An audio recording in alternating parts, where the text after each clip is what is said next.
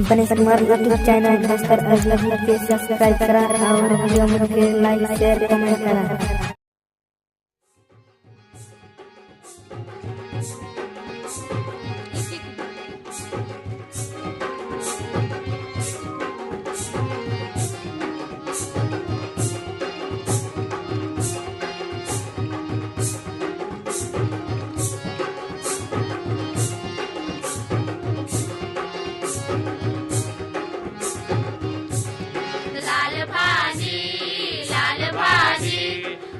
भाजी रे दादा लाल भाजी, लाल भाजी, लाल भाजी, लाल भाजी रे दीदी लाल भाजी। जीवा आमचो लाल भाजीचो आमट खाऊक मांगे, जीवा आमचो लाल भाजीचो आमट खाऊक मांगे। लाल भाजी संग से मी रांदा, लाल भाजी संग से मी रांदा, कितरो सुंदर लागे।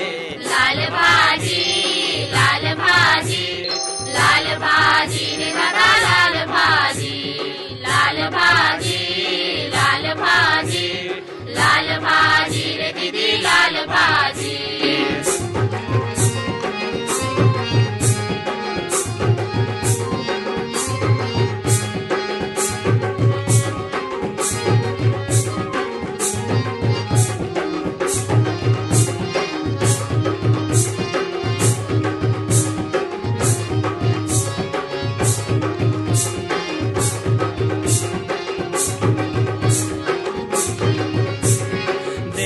लहो बड़ाए लाल भाजी, बल बबू काजे पूरे लाल भाजी।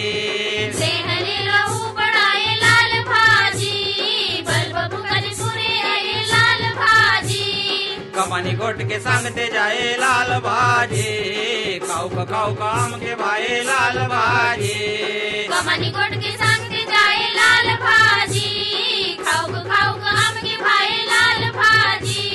खाऊक खाऊक आम के भाई, खाऊक खाऊक आम के भाई लाल भाजी। लाल भाजी, लाल भाजी, लाल भाजी